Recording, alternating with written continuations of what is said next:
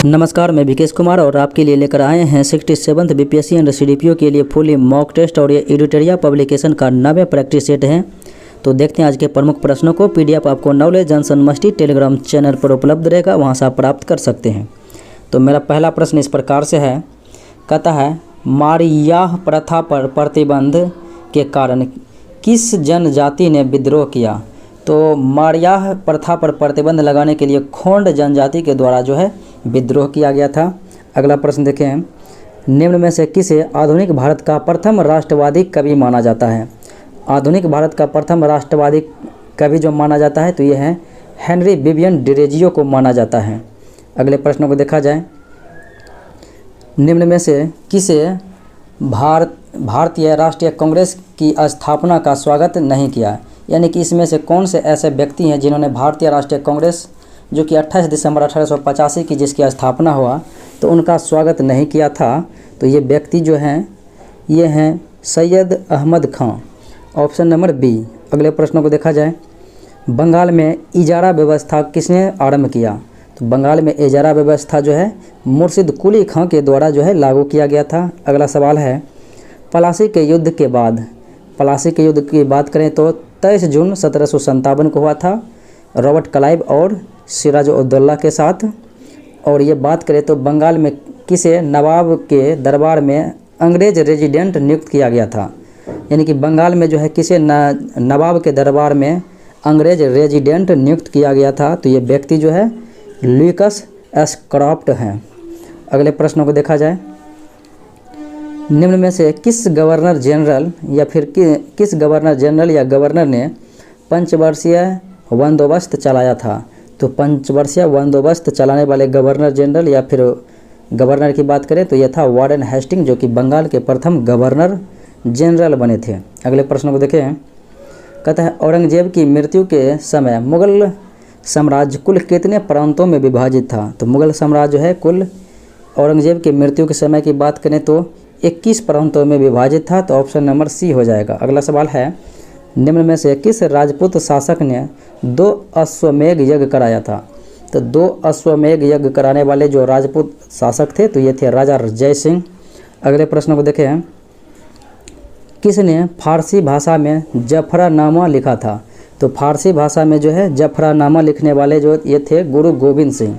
अगले प्रश्न को देखें, अंग्रेजों द्वारा पेशवा प्रथा किस पेशवा के काल में समाप्त कर दी गई। तो अंतिम जो पेशवा था यह था बाजीराव द्वितीय जो कि राघव राव का पुत्र था।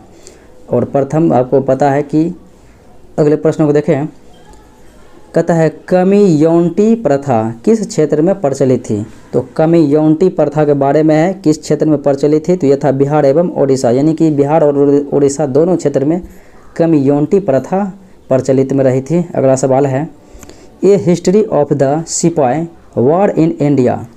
ए history of the sepoy war in India पुस्तक के लेखक कौन हैं। तो ये हैं J.W. काये।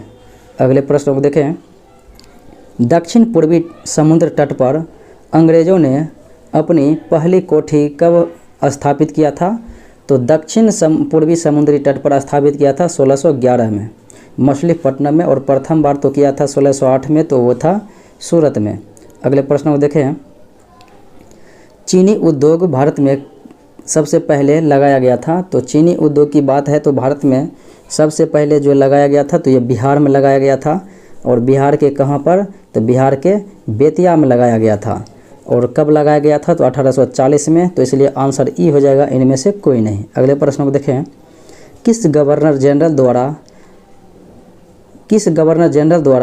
जनरल को मुख्य सेनापति तथा गवर्नर जनरल दोनों की शक्तियां प्रदान की गई। तो गवर्नर जनरल को भारतीय सेना का मुख्य सेनापति और फिर गवर्नर जनरल, इन दोनों शक्तियां जो है 1786 के अधिनियम के तहत बनाया गया था, और जो कि सर्वप्रथम कॉर्नवालिस को बनाया गया था। अगला सवाल है, राजा राम मोहन राय को राजा की उपाधि अकबर द्वितीय के द्वारा प्रदान की गई है। अगले प्रश्नों को देखें, सूची 1 सूची 2 के साथ मैचिंग कराना है इस प्रकार से। तो देखते हैं, इस मैचिंग को कहा गया है डिप्रेस्ड क्लास मिशन सोसाइटी।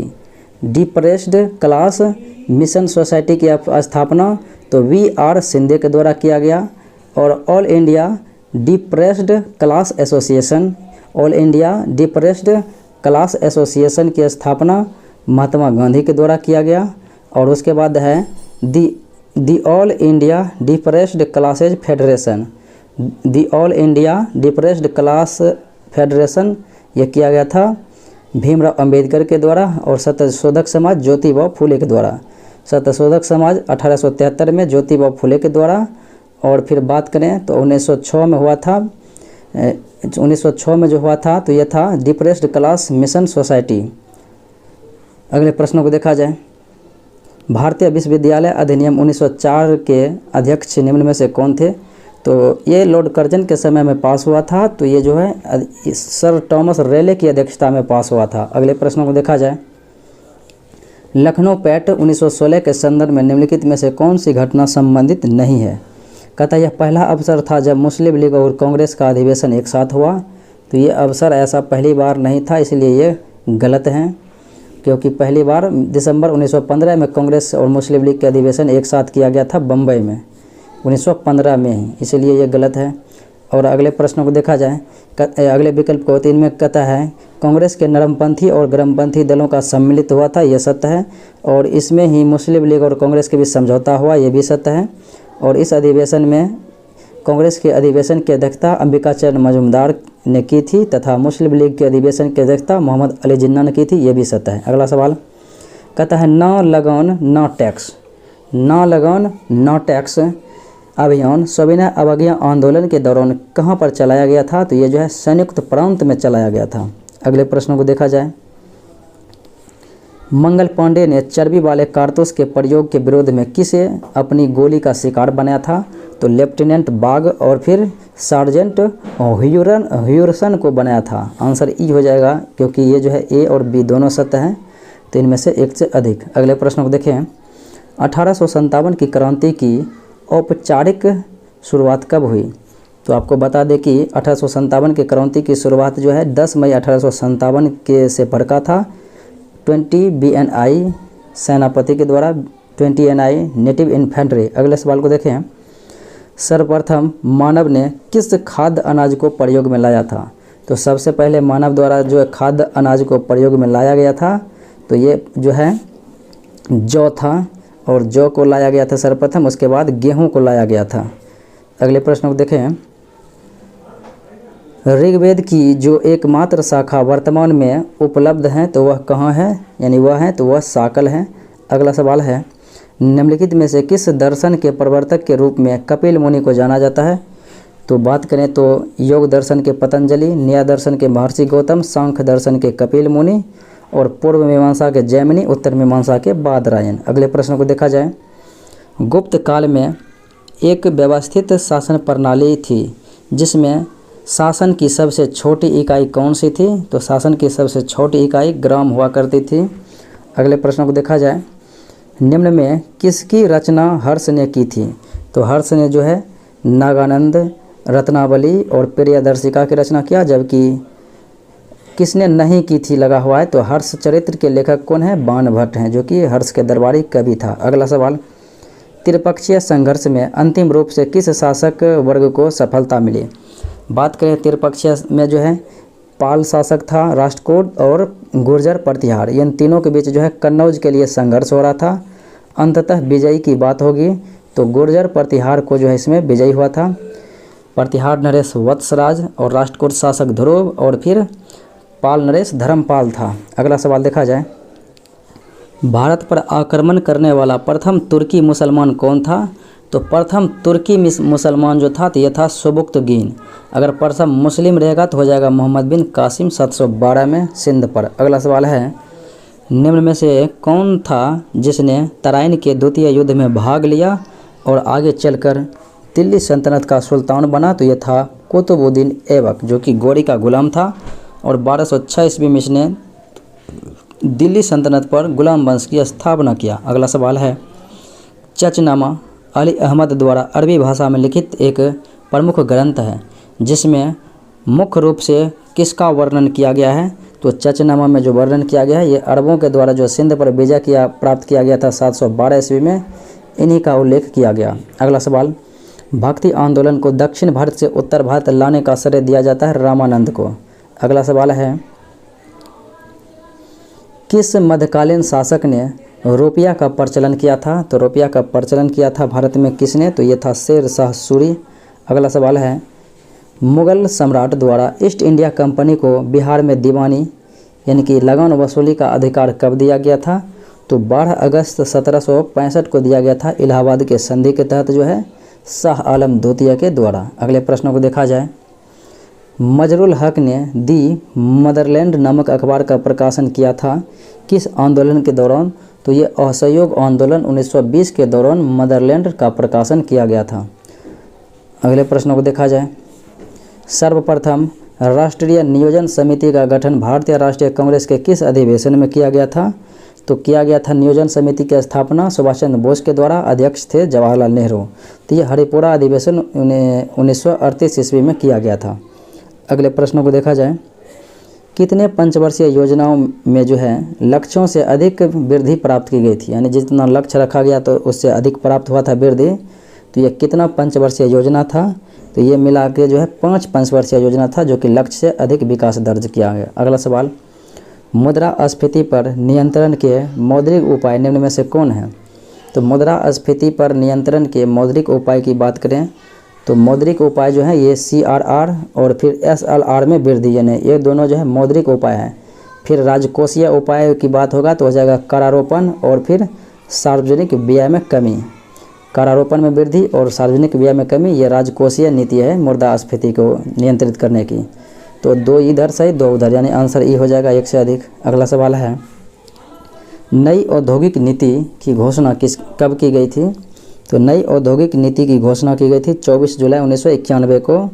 और बता दें कि PV नरसिम्हा राव उस समय प्रधानमंत्री, वित्त मंत्री मनमोहन सिंह। अगला सवाल, राजकोषीय उत्तरदायित्व व बजट प्रबंधन अधिनियम FRBM एक्ट के अनुसार 2023 तक केंद्र व राज्य सरकार को GDP का कितना प्रतिशत जो है ऋण रखने की बात की गई है? तो GDP का कितना प्रतिशत ऋण रखने की बात? तो 60% रख सकते हैं। अगला सवाल है, कहता है विश्व बैंक समूह में कितने संगठन हैं? तो विश्व बैंक समूह के अंतर्गत जो है 5 संगठन आते हैं। अगले प्रश्न को देखें, कहता है BSE Greenex index, BSE Bombay stock exchange Greenex index में कितनी कंपनियां शामिल हैं? तो कुल कंपनियों की बात होगी तो इसके अंतर्गत जो है तो 25 यानी कि 25 कंपनियां शामिल हैं। अगला सवाल है, यदि राजकोषीय घाटे में से ब्याज भुगतान को कम कर दिया जाए तो शेष क्या रहेगा? अगर राजकोषीय घाटे में ब्याज भुगतान कर देंगे, शेष ब्याज भुगतान जो है को कम कर दिया जाए तो हो जाएगा ये प्राथमिक घाटा। प्राथमिक घाटा हो जाएगा जो कि आपको ऑप्शन में मौजूद नहीं है, तो आंसर हो जाएगा ई, इनमें से कोई नहीं। अगले प्रश्नों को देखा जाए, कहता है कोर उद्योग सूचकांक का आधार वर्ष क्या है? तो कोर उद्योग के सूचकांक का जो आधार वर्ष 2011-12 है। अगला सवाल है, गन्ने के उचित एवं लाभकारी मूल्य की गणना किसके द्वारा अनुमोदित किया जाता है? तो गन्ने की जो है उचित मूल्य एवं लाभकारी मूल्य की गणना ये आर्थिक मामलों की मंत्रिमंडलीय के द्वारा किया जाता है। अगर बात करेंगे तो MSP यानी कि न्यूनतम समर्थन मूल्य जो है कृषि के लिए, तो यह कृषि लागत एवं मूल्य आयोग के द्वारा किया जाता है। अगला सवाल है, राष्ट्रीय ग्रामीण रोजगार गारंटी अधिनियम। तो राष्ट्रीय ग्रामीण रोजगार गारंटी अधिनियम पारित किया गया था 5 सितंबर 2005 को। अगला सवाल है, बिहार में ग्रीन बजट सर्वप्रथम पास हुआ था 2020-21 के बजट में। अगला सवाल है, केंद्रीय बजट 2022-23 के अनुसार अगले 3 वर्षों के दौरान मल्टी मॉडल लॉजिस्टिक सुविधाओं के लिए कितने PM गति शक्ति कार्गो टर्मिनल्स तैयार किए जाएंगे? तो PM गति शक्ति कार्गो टर्मिनल्स तैयार किए जाएंगे और ये जो है 100 तैयार किए जाएंगे अगले 3 वर्षों में, जो कि बजट 2022-23 के अंतर्गत कहा गया है। अगला सवाल है, बिहार बजट 2022-23 के अनुसार वित्तीय वर्ष 2022-23 में राज्य के अपने स्रोतों से गैर कर राजस्व के रूप में कितनी राशि प्राप्त होने का अनुमान है? तो प्राप्त होने का अनुमान है 6135.62 करोड़ रुपया। अगला सवाल है, किस वर्ष जो है अंतर्राष्ट्रीय कदन यानी कि मिलेट वर्ष के रूप में घोषित किया गया है? अंतर्राष्ट्रीय कदम वर्ष के रूप में घोषित किया गया है, तो ये है 2023। अगला सवाल है, जैविक प्रक्रिया के संचालन के लिए ऊर्जा को कोशिकाओं में किस रूप में उपस्थित होता है? तो ये एटीपी के रूप में जो है उपस्थित रहता है, एडिनोट्राइफॉस्फेट। अगला सवाल है, कोशिका का पावर हाउस कहे जाने वाले माइटोकॉन्ड्रिया निम्न में से किस में नहीं पाया जाता है? तो बैक्टीरिया में पाया जाता है, नीलहरित शैवाल में पाया जाता है, यानी कि सभी जीवित जीव जंतु पेड़ पौधे में पाया जाता है, इसलिए आंसर ई हो जाएगा कि इनमें से कोई नहीं। अगले प्रश्न को देखा जाए, निम्नलिखित में से कौन सा एंजाइम लाइसोसोम में पाया जाता है?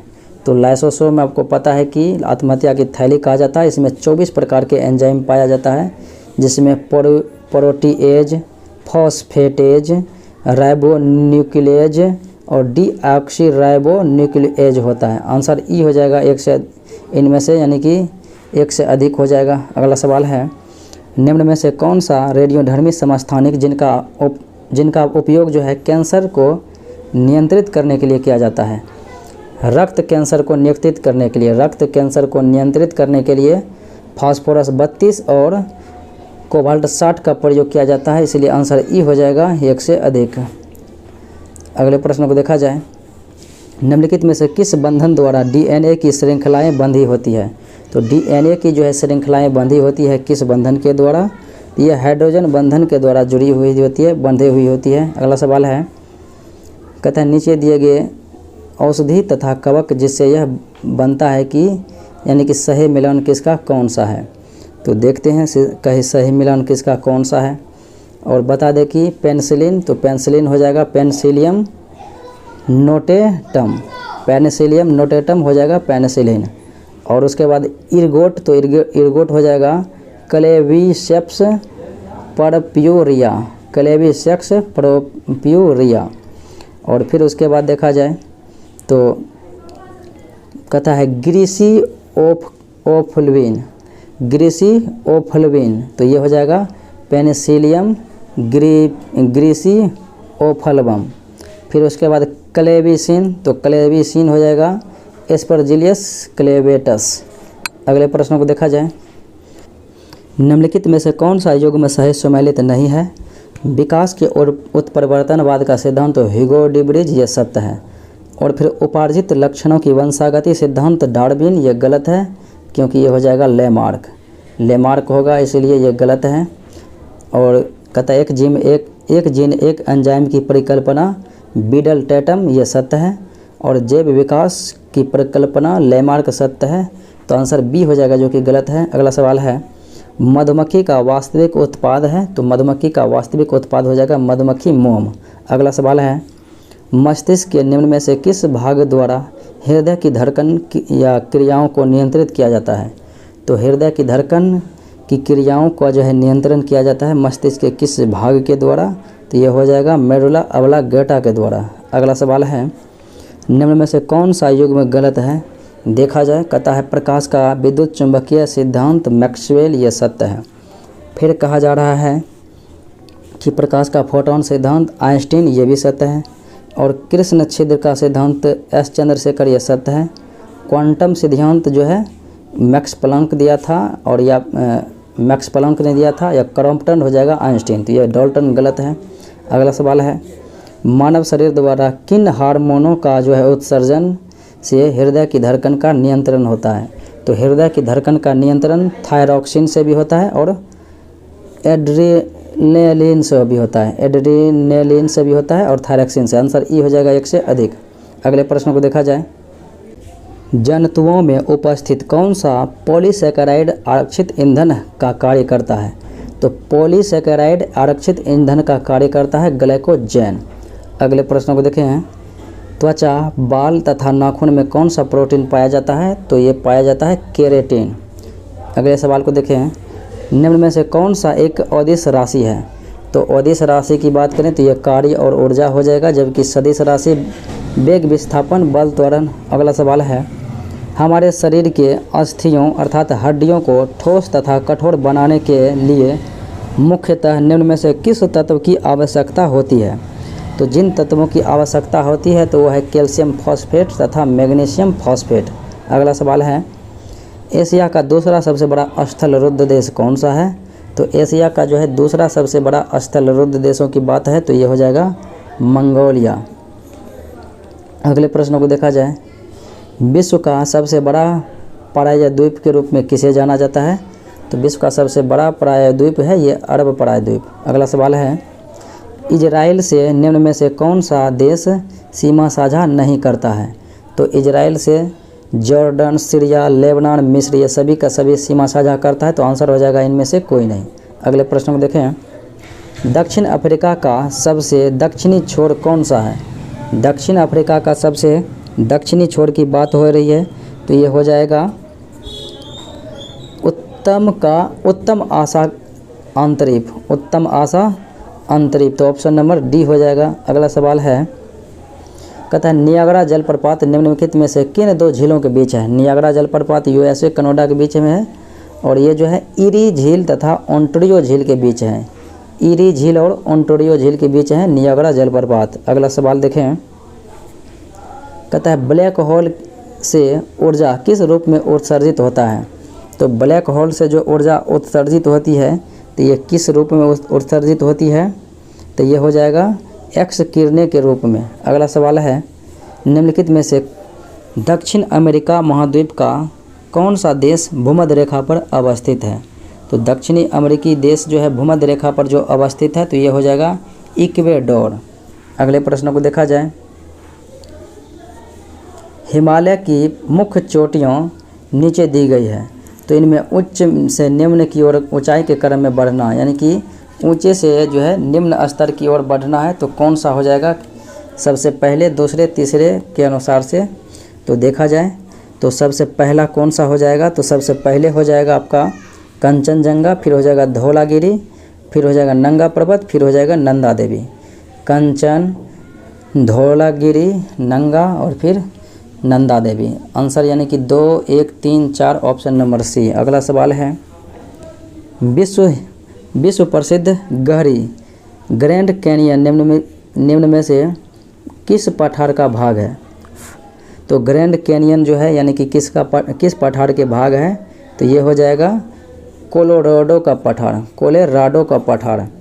अगले प्रश्नों को देखा जाए, विश्व का दूसरा सबसे बड़ा कच्चे इस्पात उत्पादक एवं इस्पात का उपभोक्ता, विश्व का यानी कि दूसरा देश जो कि कच्चा इस्पात का उत्पादक भी है और उपभोक्ता भी है तो ये देश अपना है भारत। अगला सवाल देखें, जूट और मेस्ता के उत्पादन में बिहार किस स्थान पर है? तो जूट और मेस्ता के उत्पादन में बिहार ऊपर से दूसरे स्थान पर है। अगला सवाल है, कोयले के उत्पादन में प्रथम तथा संचित भंडार में प्रथम, उत्पादन में प्रथम और संचित भंडार में प्रथम। उत्पादन में प्रथम हो जाएगा छत्तीसगढ़ और संचित भंडार में हो जाएगा झारखंड। उत्पादन में छत्तीसगढ़ और संचित में झारखंड। अगले प्रश्न को देखा जाए, नेपाल के साथ सर्वाधिक लंबी सीमा कौन सा राज्य बनाता है? तो नेपाल के साथ जो है सर्वाधिक लंबी सीमा बनाने वाले राज्यों की बात करें तो ये हो जाएगा बिहार का। बिहार के सीमा की बात करें तो 729 किलोमीटर नेपाल के साथ सीमा साझा है। और बात करें उत्तर प्रदेश तो यहाँ पर 560 किलोमीटर सीमा साझा है। और फिर उत्तराखंड की बात करें तो ये 263 किलोमीटर सीमा साझा है। और बांग्लादेश यानी पश्चिम बंगाल की बात करें तो ये 100 किलोमीटर है, 729 किलोमीटर जो कि बिहार का है। अगला सवाल देखें, भारत वन स्थिति रिपोर्ट 2021 के अनुसार कौन से देश में यानी वन स्थिति रिपोर्ट 2021 के अनुसार देश में मैंग्रोव वन कुल भौगोलिक क्षेत्र का कितना प्रतिशत है? कितना प्रतिशत मैंग्रोव वन है? तो यह है 0.15%। अगले प्रश्न को देखें, गंगा की सहायक नदियों का संगम स्थल को सही रूप से सुमेलित करना है, यानी कौन सी नदियाँ गंगा में जो है कहाँ पर आके मिलती है, इस रूप से हमें सजोना है। चलिए देखते हैं। तो आपको पता है कि सोन नदी कहाँ पर मिलती है? तो पटना में आके गंगा में मिलती है। और फिर गंडक नदी हाजीपुर में मिलती है। महानंदा नदी की बात है तो महानंदा जो है मालदा में मिलती है। और कोसी नदी की बात करें तो ये कटिहार में मिलती है। और घाघरा नदी की बात है तो घाघरा नदी छपरा में मिलती है। घाघरा नदी छपरा में, कोसी कटिहार में। इस प्रकार से आंसर आपका बी हो जाएगा। अगले प्रश्नों को देखा जाए।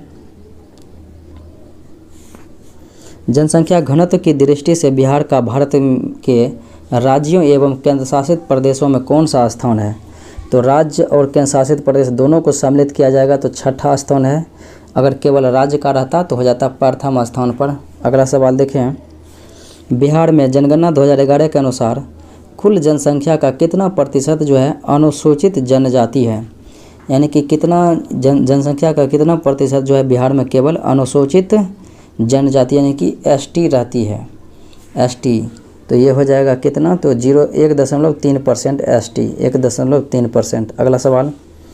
जनगणना 2011 के अनुसार बिहार के किस जिले में शिशु लिंगानुपात 0 से 6 वर्ष की आयु वर्ग वाले में सर्वाधिक हैं? शिशु लिंगानुपात जो है सर्वाधिक हैं तो ये जिला हो जाएगा किशनगंज। ऐसे लिंगानुपात में सर्वाधिक तो हो जाएगा गोपालगंज और न्यूनतम में पूर्णिया। अगला सवाल। बिहार के किस जिले में सर्वाधिक महिला साक्षरता दर है? सर्वाधिक महिला रहे कि पुरुष रहे कि सर्वाधिक साक्षरता की बात रहे तो यह सभी में सभी जिले हो जाएंगे रोहतास। अगले प्रश्नों को देखा जाए। कोपेन द्वारा संबोधित AW जलवायु भारत के संदर्भ में निम्न में से किस जलवायु का घोतक है? तो AW जलवायु किस जलवायु का घोतक है? तो ये हो जाएगा प्रायद्वीपीय भारत की। अगला सवाल है। निम्नलिखित में से संविधान के किस अनुच्छेद के तहत संसद द्वारा किसी राज्य को अनुदान उपलब्ध कराया जाता है? तो अनुच्छेद 275 हो जाएगा। अगला सवाल देखें।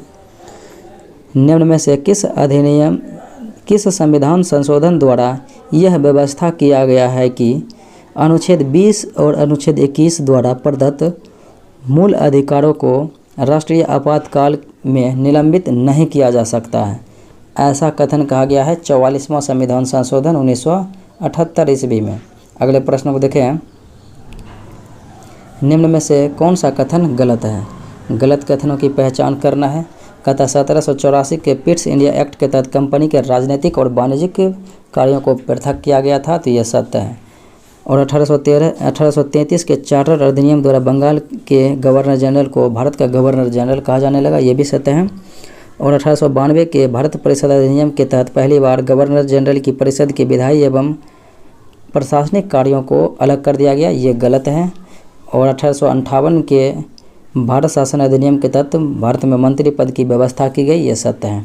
अगला सवाल देखा जाए। संविधान के अनुच्छेद 19 में नागरिकों को कितने प्रकार के अधिकारों की गारंटी देता है? तो 6 प्रकार के अधिकार हैं। अगला सवाल है। निम्न में से किस में संशोधन करने के लिए संसद की विशेष बहुमत एवं आधे राज्यों की स्वीकृति आवश्यक होती है? तो ये संविधान में जो है संसद में राज्यों का प्रतिनिधित्व होने के कारण ऐसे आवश्यक है, संसद में राज्यों का प्रतिनिधित्व। अगले सवाल को देखें। वित्तीय आपातकाल की उद्घोषणा का संसद के दोनों सदनों द्वारा मंजूरी मिलने के बाद अधिकतम कितने दिनों तक प्रभावी रहता है? तो ये जो है अनिश्चित काल के लिए जो है प्रभावित रहता है, इसलिए आंसर हो जाएगा अनिश्चित समय तक। आंसर हो जाएगा डी यानी ई हो जाएगा, यानी कि इनमें से कोई नहीं। अगला सवाल है। राज्य के नीति निर्देशक के संबंध में निम्नलिखित कथनों पर विचार करना है। तो राज्य के नीति निर्देशक सिद्धांत के बारे में कहा जा रहा है। तो कहता इसकी प्रकृति गैर न्यायोचित है, तो गैर न्यायोचित है, ये सत्य है। कहता है कि इसका उद्देश्य देश में सामाजिक एवं आर्थिक लोकतंत्र की स्थापना है, ये भी सत्य है। और इन्हें लागू करने के लिए विधान की आवश्यकता होती है, ये स्वतः लागू नहीं होते, ये भी बात सत्य है। आंसर यानी 1, 2, 3 यानी कि सभी के सभी बातें सत्य है, तो आंसर हो जाएगा आपका डी 1, 2, 3। अगले प्रश्न को देखा जाए। निम्न में से कौन सा प्रशासन पर विधायी नियंत्रण के अंतर्गत नहीं आता है? प्रशासन के जो है प्रशासन पर विधायी नियंत्रण के अंतर्गत नहीं आता है, तो ये हो जाएगा शून्यकाल। अगले प्रश्न को देखें। संसद की किस समिति में राज्यसभा का कोई सदस्य नहीं होता है? तो संसद की जो है ये प्रांकलन समिति जिसमें कुल 30 सदस्य होते हैं और 30 के 30 जो है लोकसभा के ही आते हैं, तो इसलिए राज्यसभा का इसमें जो है प्रतिनिधित्व नहीं होता है। अगला सवाल है। भारतीय संविधान के अंतर्गत अवशिष्ट सूची में शामिल विषय का अर्थ क्या है? तो भारतीय संविधान के अंतर्गत अवशिष्ट सूची में शामिल विषय का अर्थ की बात करें तो ये हो जाएगा वैसा विषय जिनको केंद्रीय सूची, राज्य सूची और समवर्ती सूची में स्पष्ट रूप से शामिल नहीं किया गया, तो वो हो जाएगा अवशिष्ट सूची में। अगले सवाल को देखा जाए,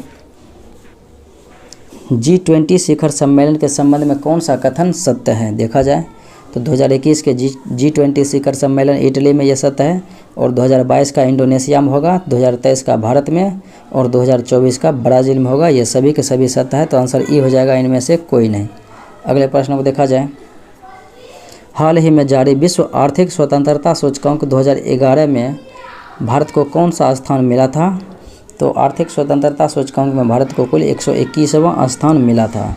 अगले प्रश्न को देखें, अंतर्राष्ट्रीय मुद्रा कोष का 190वां देश कौन सा बना? तो ये बना था अंडोरा। अगला सवाल है, लोकसभा के नए महासचिव कौन हैं? तो लोकसभा के जो महासचिव हैं तो ये हैं उत्पल कुमार सिंह। अगला प्रश्न है, भारत वन स्थिति रिपोर्ट 2021 के अनुसार, भारत वन स्थिति 2021 के अनुसार जो है भारत में कुल वन आवरण कितना है? कुल वन आवरण भारत में है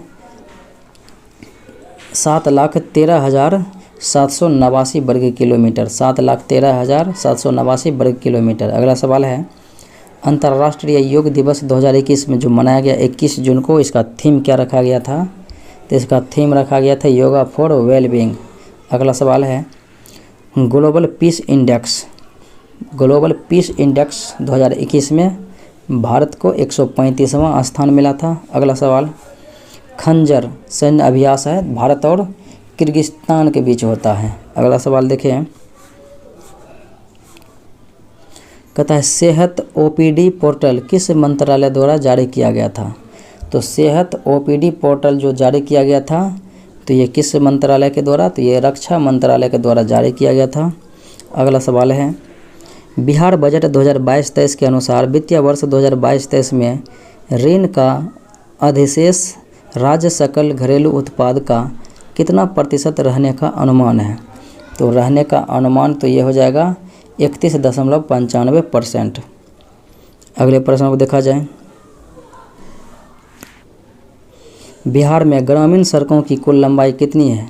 तो ग्रामीण सड़कों की कुल लंबाई है 1,02,306 किलोमीटर। अगला सवाल, बिहार आर्थिक सर्वेक्षण 2021-22 के अनुसार प्याज के उत्पादन में राज्यों में 2020-21 में कौन सा जिला शीर्ष पर रहा था? तो प्याज के उत्पादन में 2020-21 में जो शीर्ष पर जिला रहा था तो ये था नालंदा। अगला सवाल है, बिहार को कितने कृषि जलवायु क्षेत्र में विभाजित किया गया है? तो बिहार को 3 कृषि जलवायु क्षेत्र में विभाजित किया गया है। अगला सवाल है, फिल्म फेयर पुरस्कार 2021 के संबंध में कौन सा कथन असत्य है? तो सर्वश्रेष्ठ फिल्म थप्पड़ ये सत्य बात है, और सर्वश्रेष्ठ अभिनेता इरफान खान ये भी सत्य है, और सर्वश्रेष्ठ अभिनेत्री तापसी पन्नू ये भी सत्य है, और सर्वाधिक पुरस्कार प्राप्त फिल्म गुलाबों सिताबों को 6 मिला है, लेकिन थप्पड़ को 7 मिला है, इसलिए ये गलत है। अगला सवाल देखें, साहित्य अकादमी पुरस्कार 2021 के संबंध में निम्नलिखित में से कौन सा कथन सत्य है? तो देखा जाए तो कहता है अंग्रेजी भाषा के लिए यह पुरस्कार नमिता गोखले को उनकी पुस्तक थिंग्स टू लिव बिहाइंड के लिए दिया गया, यह सत्य है। और हिंदी भाषा के लिए दया प्रकाश सिन्हा को उनके नाटक सम्राट अशोक के लिए दिया गया था, तो ये भी सत्य है। और मेघा मजुमदार को उनके पुस्तक when God is a traveller के लिए साहित्य अकादमी युवा पुरस्कार, तो इस पुस्तक के लिए इसे नहीं दिया गया था, बल्कि इसको दिया गया था ए बर्निंग पुस्तक के लिए दिया गया था। तो इस प्रकार से आपका जो है आंसर सी गलत था, तो ये केवल 1 और 2 सत्य है। अगले प्रश्न को देखा जाए, हाल ही में मेजर ध्यानचंद खेल रत्न पुरस्कार 2021 प्राप्तकर्ता खिलाड़ियों और उनसे संबंधित खेल में कौन सा कथन सही नहीं है? तो ज़रा देखते हैं कौन सा कथन सही नहीं है। तो आपको बता दें कि नीरज चोपड़ा एथलेटिक्स ये सत्य है। फिर कहता है कि बैडमिंटन ये अवनी लखेरा पैरा शूटिंग ये सत्य है। सुमित अंतल पैरा बैडमिंटन, ये पैरा बैडमिंटन नहीं है बल्कि पैरा एथलेटिक्स हैं। पैरा एथलेटिक्स हैं, इसलिए जो है ये गलत है। और PR श्रीजेस्ट ये हॉकी से संबंधित है, ये सत्य है। अगले प्रश्न को देखा जाए। मार्च 2021 में सिपरी द्वारा जारी रिपोर्ट के अनुसार 2016 से 2020 के दौरान हथियारों के आयातक राष्ट्रों का सही क्रम बताना है इस प्रकार से। तो सर्वाधिक की बात यानी कि सबसे अधिक आयात में 16 से 20 में, तो सबसे अधिक सऊदी अरब हो जाएगा, फिर भारत, फिर मिस्र, फिर ऑस्ट्रेलिया, फिर चाइना। अगले प्रश्न को देखा जाए। हाल ही में जारी पंचायत पुरस्कार 2021 से किसे प्रथम स्थान मिला? तो ये था उत्तर प्रदेश को। अगला सवाल है, फरवरी 2022 में जारी लोकतंत्र सूचकांक 2021 के संबंध में कौन सा कथन सही नहीं है? तो कहता है यह ब्रिटेन की संस्था द इकोनॉमिस्ट इंटेलिजेंस यूनिट द्वारा जारी किया गया, यह सत्य है। और इस सूचकांक में भारत का 46 स्थान मिला था, ये भी सत्य है। और इस सूचकांक में प्रथम स्थान पर नॉर्वे रहा था, सही बात है। और कहा जा रहा है कि इस सूचकांक में अंतिम स्थान पर सोमालिया रहा था, तो अंतिम स्थान पर इस सूचकांक में जो है सोमालिया, तो ये जो है गलत है। इस सूचकांक में अंतिम स्थान पर अफगानिस्तान रहा था, इसलिए ये गलत है। अगला सवाल देखा जाए। नवंबर 2021 में छठे अंतर्राष्ट्रीय धर्म सम्मेलन का आयोजन कहाँ पर किया गया था? तो ये धर्म सम्मेलन का आयोजन राजगीर में किया गया था। अगला सवाल देखें। 34वां ग्रीष्मकालीन ओलंपिक 2028, तो ये कहाँ पर होगा? लॉस एंजल्स अमेरिका में होगा। और 2024 के पेरिस फ्रांस में, और 2032 में ऑस्ट्रेलिया के ब्रिस्बेन में। अगले प्रश्नों को देखें। बिहार में बच्चों के लिए बजट निर्माण की प्रक्रिया किस पंचवर्षीय योजना में शुरू की गई? तो बच्चों के लिए जो है बजट निर्माण की प्रक्रिया कहता है किस वित्तीय वर्ष में शुरू की गई थी? तो ये शुरू की गई थी 2013-14 में। अगले प्रश्नों को देखें। केंद्र सरकार के द्वारा 765 kV सुपर ग्रिड और संचरण लाइन का निर्माण बिहार के किस जिला में हो रहा है? तो 765 kV के सुपर ग्रिड और का जो है यानी संचरण लाइन का निर्माण किया जा रहा है, जिला है कटिहार। अगला सवाल है। नालंदा इंस्टीट्यूट ऑफ डायलेमा, ये पुस्तक है, यानी कि नालंदा इंस्टीट्यूट ऑफ दलाई लामा की स्थापना बिहार के किस जिले में की जा रही है? तो आपको पता है कि ये गया जिला में की जा रही है। अगला सवाल है। अनामिका, जिन्हें वर्ष 2020 में हिंदी का साहित्य अकादमी पुरस्कार दिया गया था, तो ये बिहार से किस जिले से संबंधित रहा था? तो ये मुजफ्फरपुर से था। अगला सवाल है। जल स्रोतों का एटलस तैयार करने वाला बिहार भारत का कौन सा राज्य है? तो जल स्रोतों का एटलस तैयार करने वाला बिहार भारत का प्रथम राज्य है। अगला सवाल है। बढ़ैया ताल मुंगेर में किसान आंदोलन यानी बकास्त भूमि को लेकर हो रहा था, तो इसका कहता है नेतृत्व किसने किया? तो नेतृत्व कार्यानंद शर्मा के द्वारा किया गया। अगला सवाल है। चंपारण एग्रेरियन समिति के अध्यक्ष कौन था? तो चंपारण एग्रेरियन समिति के अध्यक्ष था GF फलाई।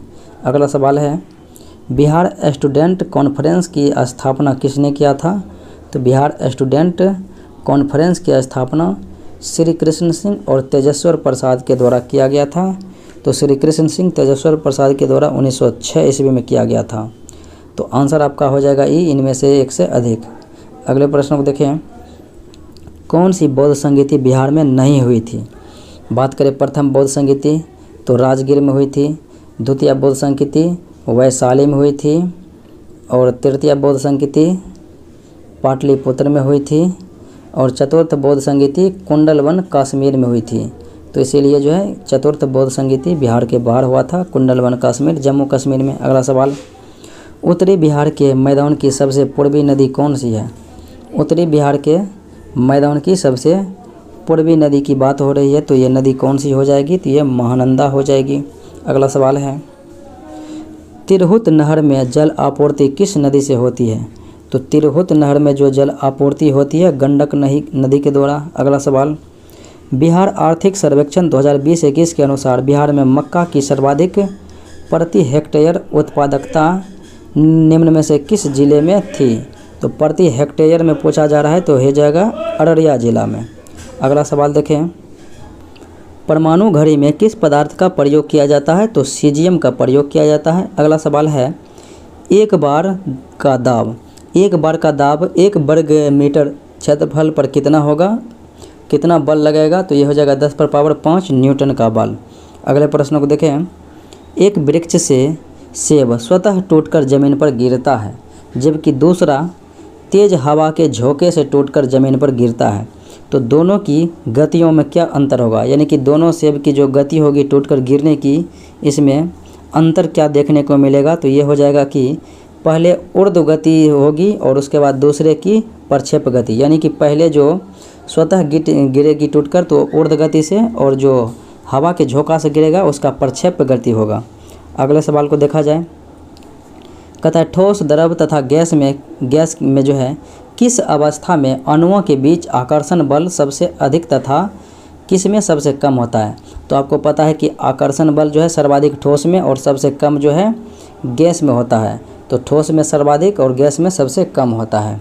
अगले प्रश्नों को देखा जाए, यदि किसी वस्तु का परम ताप दोगुना कर दिया जाए, यदि किसी वस्तु का परम ताप दोगुना कर दिया जाए तो उसके उत्सर्जन की दर कितनी बढ़ जाएगी? तो उसके जो है उत्सर्जन की